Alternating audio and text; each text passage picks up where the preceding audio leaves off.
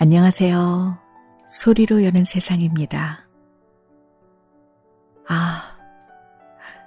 벌써 또 밤이 깊었습니다. 이렇게 깊은 밤에 잠이 안 올 때, 여러분은 어떻게 하세요? 두꺼운 책을 읽으면 혹시 잠이 올까요? 신기하게도 저는 읽으려고 하면 잠이 마구 쏟아지는데 자려고 읽으면 정신이 또렷해지지 뭐예요. 그러니까 공부하려고 책을 펴면 그렇게 잠이 오더란 말이죠. 제 인생이 그리 긴 건 아닌데요. 제 경험으로 볼 때 잠을 잘 자는 비법은 노동이었던 것 같아요. 아침 7시에 출근해서 오후 5시 퇴근하던 직장을 다닐 때요. 제가 그렇게 깊은 숙면을 취했던 기억이 나요. 그런데 갱년기에 접어든 지인들을 보니까 또 그것도 아닌지 잠을 하나도 못 자고 출근을 해도 졸립지 않고 밤에 역시나 또 잠을 못 잔다는 거예요. 그래서 제가 뭘 했냐면요. 그럼 그냥 노세요. 제가 그랬답니다. 아니 굳이 자려고 하지 말고 놀라고. 어차피 안 올 잠인데 자려고 하는 노력으로 굳이 스트레스를 받아야 할까 싶더라고요. 또 한 가지 추천을 한다면 잠 못 드는 밤 소요새와 함께 하시는 걸 추천합니다. 귀로만 들으시면 되니까 눈 나빠질 염려는 없겠죠? 이번에 준비한 작품은 지난 영상에서 예고해드렸듯이 김임순 작가님의 수필을 또 낭독해드릴까 합니다. 이번엔 2개의 작품을 가지고 왔어요. 역시나 무척 공감이 되고 마음이 짠해지는 수필입니다. 그럼 첫 번째 작품 90번째 생일을 기다리며 낭독해드리도록 할게요. 수필을 이런 관점으로도 쓸 수 있구나 놀라기도 했던 작품이거든요. 그럼 함께 들어보실까요? 90번째 생일을 기다리며 김임순.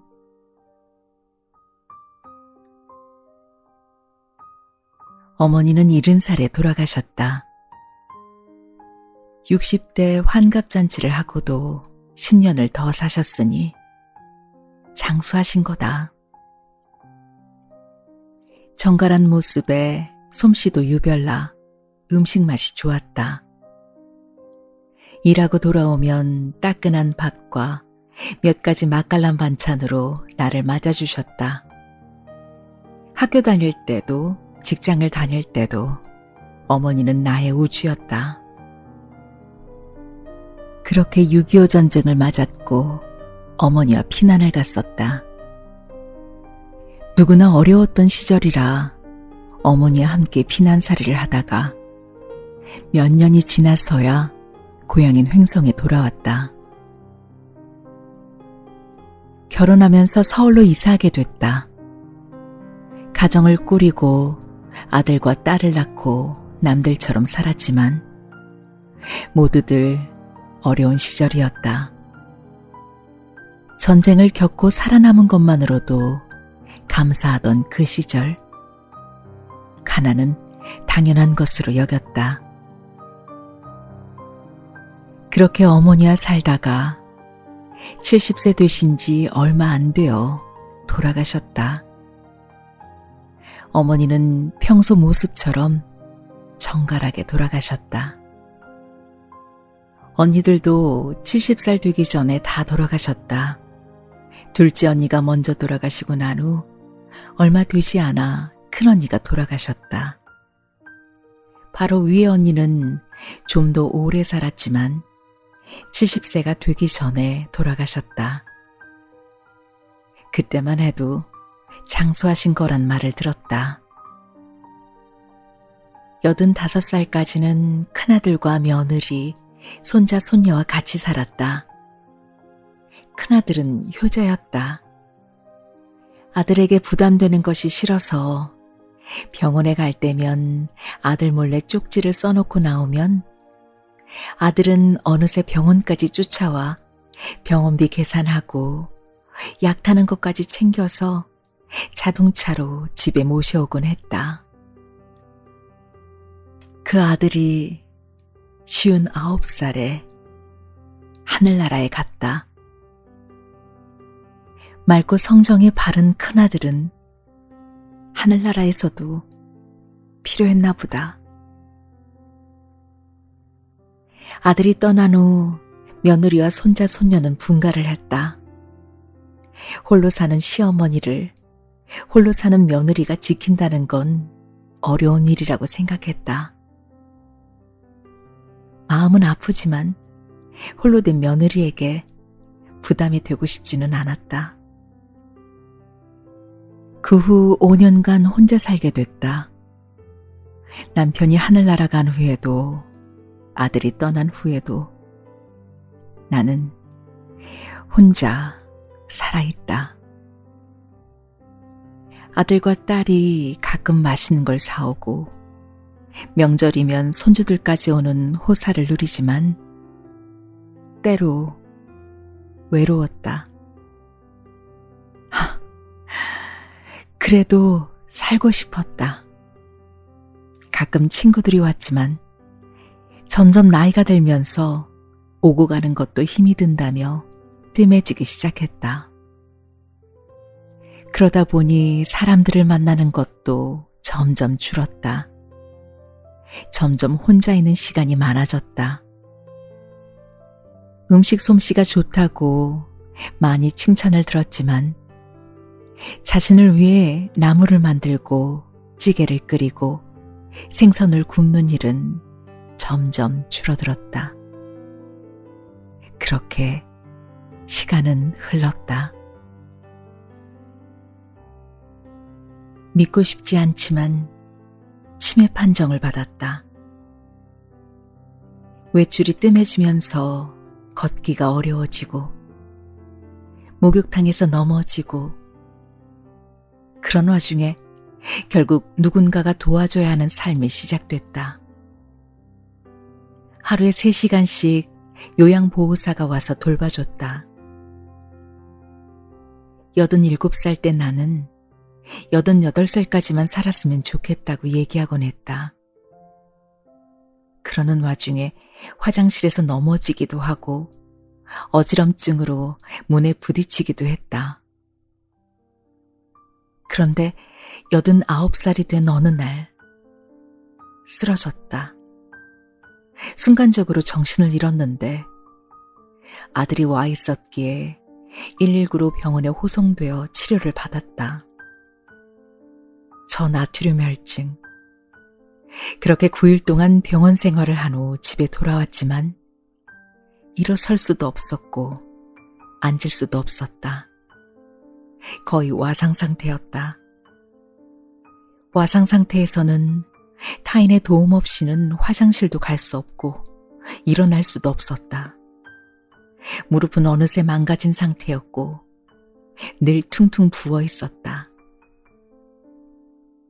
아들과 딸이 나를 위해 직장을 그만둘 순 없었다.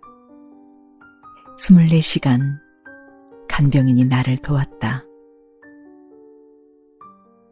나이 들면서 서서히 변화가 찾아왔다. 처음에는 귀가 잘 들리지 않았다. 입 모양을 보고 대충 알아듣는 정도였다. 아이들이 보청기를 해줬지만 편하지 않아 깊숙이 넣어버렸다. 이젠 눈도 잘 보이지 않는다. 그렇게 타인의 하는 말을 들을 수 없게 되자 때로는 큰 글씨를 써서 대화하기도 했다.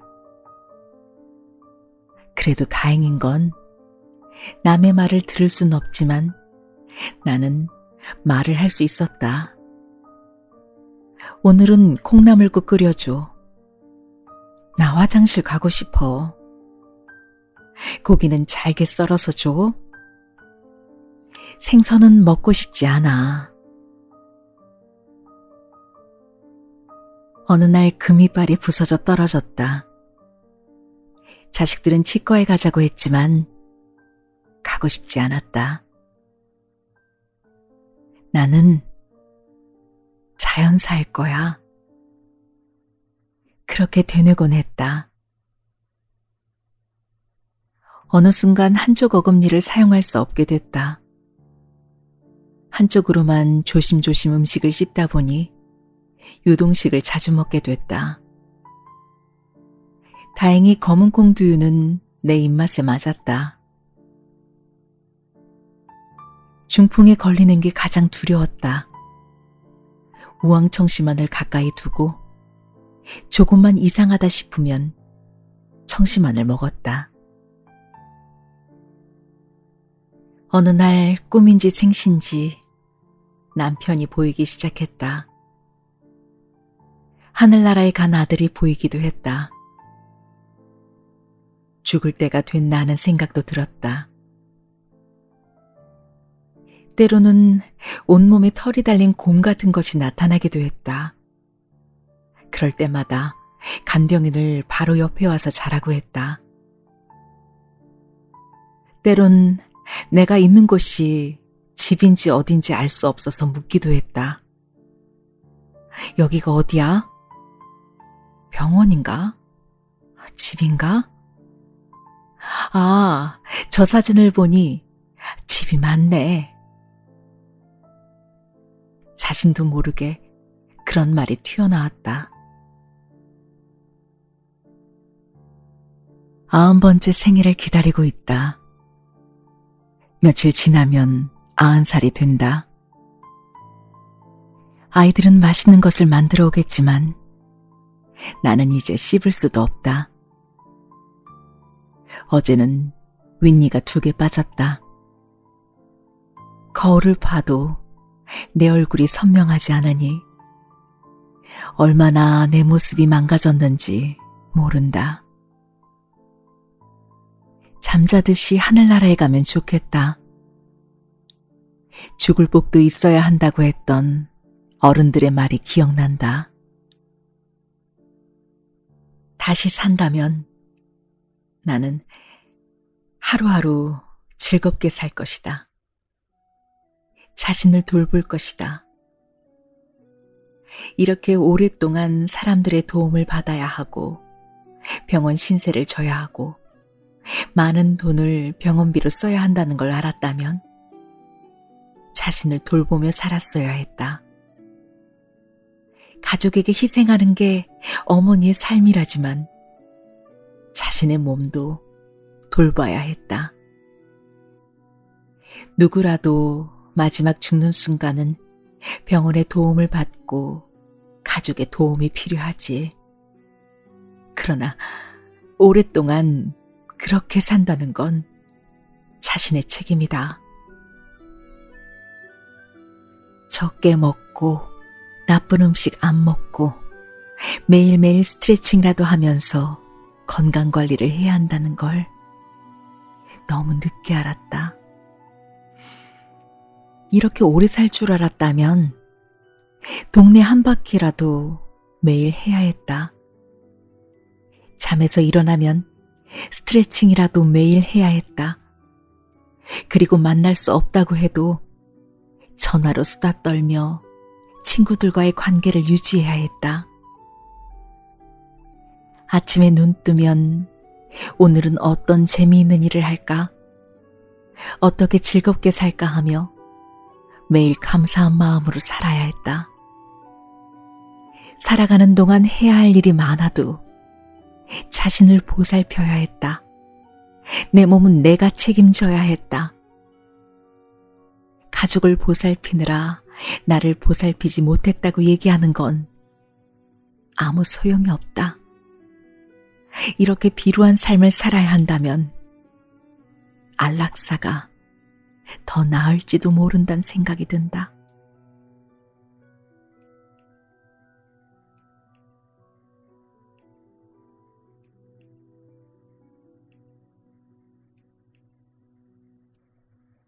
이렇게 긴 시간 2번 살 줄 알았다면 나는 이렇게 살지 않았을 것이다. 욕심 없이 평화롭게 웃으며 살 것이다.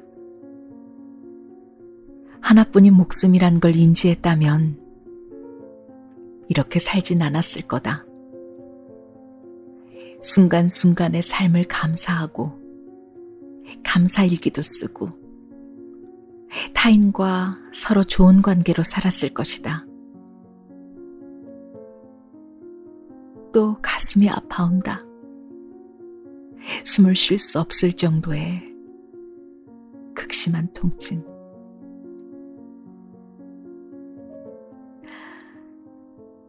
세상에는 남겨진 아들과 딸이 있지만 하늘나라에는 어머니와 아들과 남편이 있다. 이젠 두렵지 않다. 아득히 멀어져가는 의식 속에서 나는 이제 90번째 생일을 기다린다.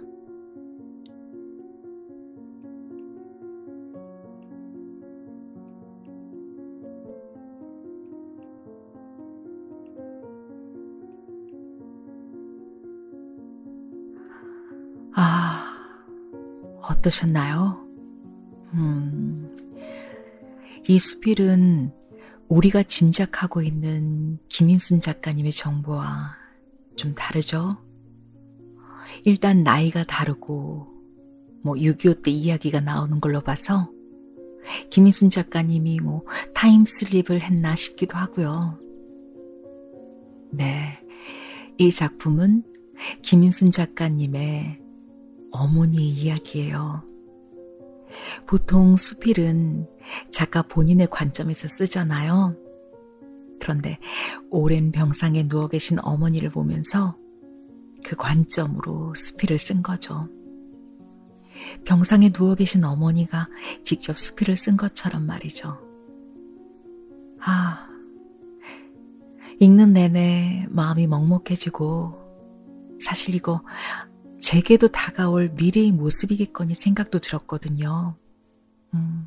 후회와 반성에서는 지금 이걸 읽고 있는 내가 당장 실천해야 하는 부분이구나 하고 마음에 확 와닿더라고요. 마치 김윤순 작가님이 저한테 너 그렇게 살면 안 돼. 너 잊지 마. 인생 한 번이고 이렇게 얘기를 해주는 그런 느낌?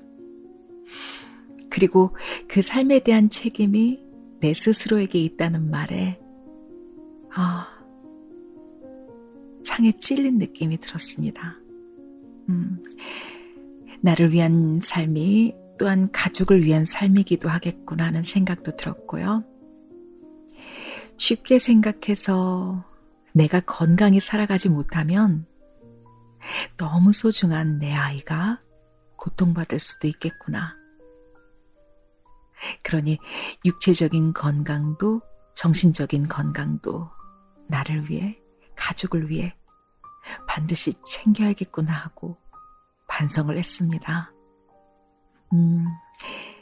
여러분, 가족을 사랑하시죠?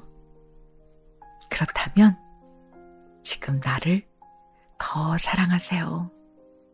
나를 더 사랑하고 아끼는 게 바로 가족 사랑의 실천이 아닌가 싶습니다.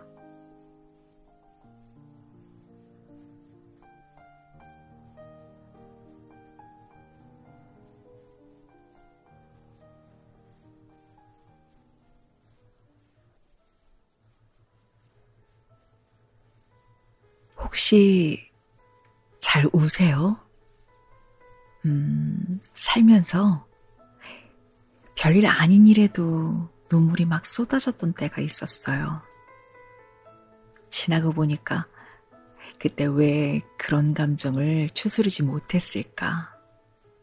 지금은 잘 견디는데. 하지만 어쩌면 그동안 너무 많은 것들을 포기해버린 건 아닌지, 그냥 참고만 사는 건 아닌지 생각해 봅니다. 이렇게 살면서 내가 겪게 되는 일들로 많은 눈물을 쏟기도 하고, 또 영화나 드라마를 보면서 울기도 하죠. 어떠세요? 슬픈 영화. 어떤 작품들이 떠오르시나요? 저는 이탈리아 영화 인생은 아름다워. 그리고 한국 영화 내 머릿속에 지우개 7번 방의 선물. 홍콩 영화 우겨나랑. 아이고 이거 엄청 오래된 영화인데. 그리고 심지어 디즈니의 코코라든지 토이스토리 3편을 보면서도 울었던 기억이 나요. 저를 울렸던 영화들 중에서 가장 강도가 셌던 영화 2편이 있어요. 대만 영화 중에 로빙화라는 영화가 있었는데 아주 가난한 섬소년이 미술에 뛰어난 재능을 갖고 있었고 그 재능을 발견한 선생님이 미술대회에 나갈 수 있도록 추천을 했는데 그때나 지금이나 세상에 그 마을 권력자인 이장 아들을 내보내려고 다른 선생님들이 모두 반대해가지고 출전을 못한 거예요. 그래서 선생님이 사직서를 내고 주인공 아명이 그린 그림을 국제대회에 출품을 해요. 그리고 최우수상을 받습니다. 그런데 그 기쁜 소식을 전하러 왔는데 아명은 병으로 이미 죽고만 거죠. 이 영화를 보면서 정말 눈이 퉁퉁 붓도록 펑펑 울었던 기억이 있습니다. 그런데 이보다 더 슬픈 영화로 제가 손꼽는 영화가 있어요. 바로 홍콩 영화 스잔나라는 영화예요. 그때도 좀 너무 심파다라고 생각하면서 봤거든요. 이게 1967년도 영화였으니까 당연히 심파로 느껴졌겠죠. 그런데도 그 감동과 슬픈 기억이 지금도 잊혀지질 않네요. 이번 준비한 작품은 이 영화 스잔나에 대한 김임순 작가님의 사연이 들어있습니다. 그럼 김임순 작가님과 영화 스잔나, 과연 어떤 삶의 이야기일지 들려드리도록 할게요.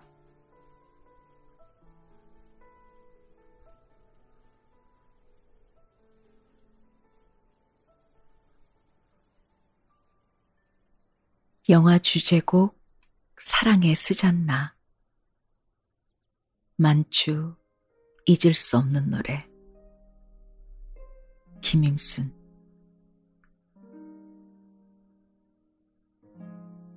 여고 시절 단체로 영화관에 갔다. 영화가 허락되는 건 1년에 한 번. 학교에서 배려해주는 특별한 행사다. 교복을 입은 채 조잘거리며 줄을 서고 묘한 기대감으로 영화관에 들어갔다. 홍콩 영화 스잔나. 주인공 여고생은 참 예쁘고 노래도 잘했다. 욕심껏 살던 어느 날 어지러움으로 쓰러지고 뇌암 판정을 받는다.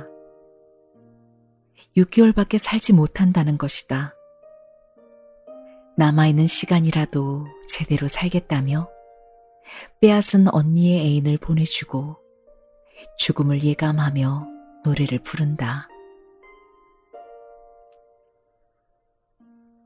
해는 서산해지고 쌀쌀한 바람 부네.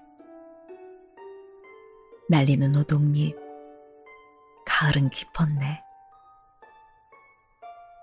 꿈은 사라지고 바람에 날리는 낙엽. 내 생명, 오동잎 닮았네.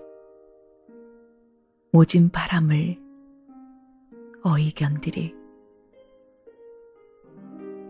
지는 애 잡을 수 없으니 인생은 허무한 나그네. 봄이 오면 꽃 피는데 영원히 나는 가네.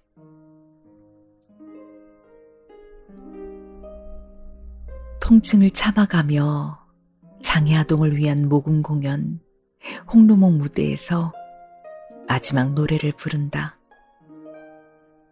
노래가 끝나고 막이 내리는 순간 무대 위에 쓰러진다. 그리고는 가족들 품에서 눈을 감는다.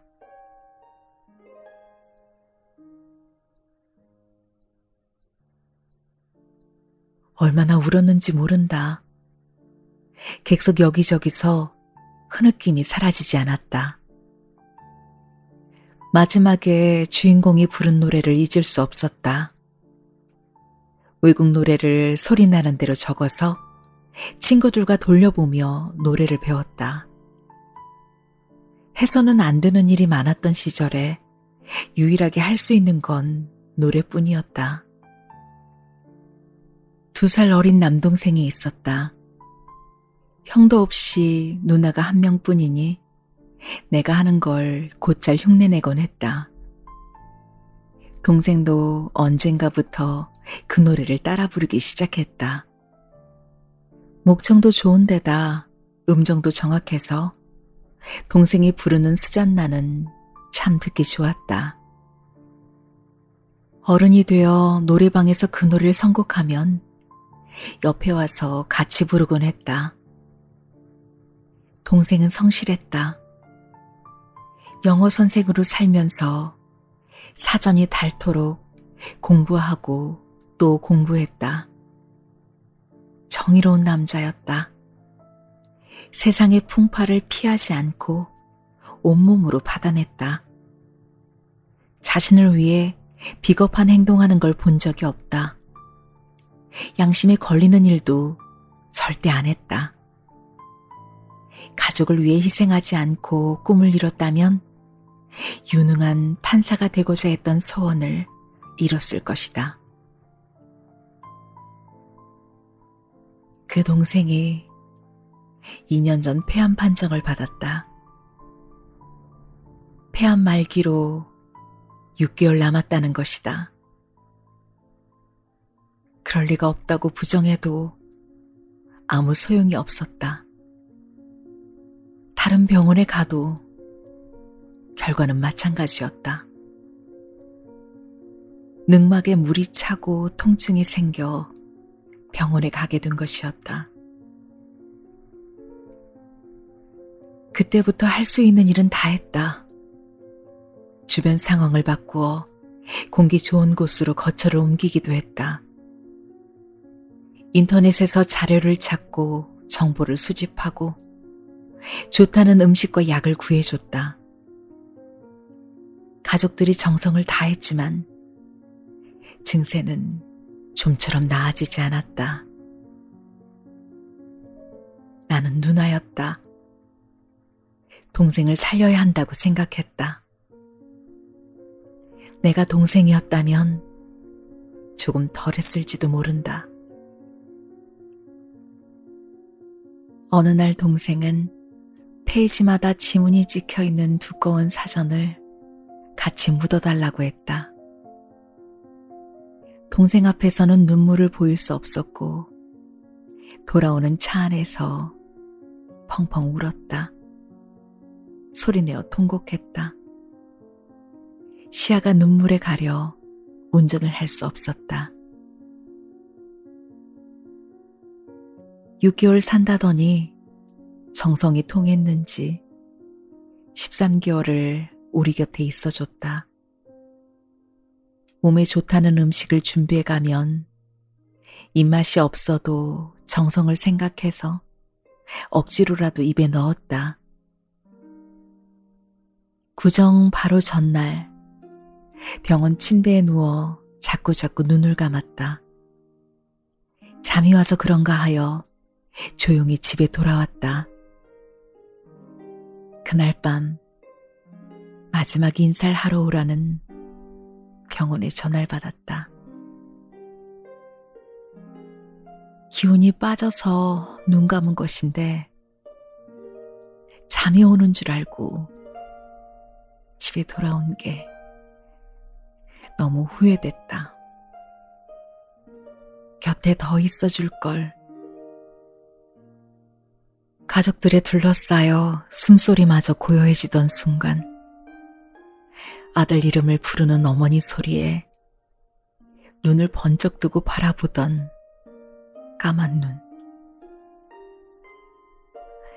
스르르 눈 감으며 말없이 흘러내린 눈물 한 방울은 그의 대답이었다.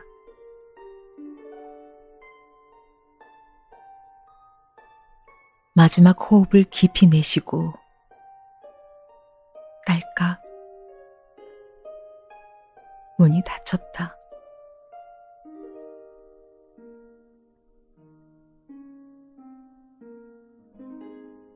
구정 새해를 하루 앞둔 날 동생은 떠났다. 봄이 오면 꽃 피는데 영화의 주인공처럼 동생은 영원히 우리 곁을 떠났다. 부모는 먼저 간 자식을 가슴에 묻는다지만 동생은 내 가슴에 살아있다. 나는 스잔나 주제곡 만추를 다시는 부르지 못했다.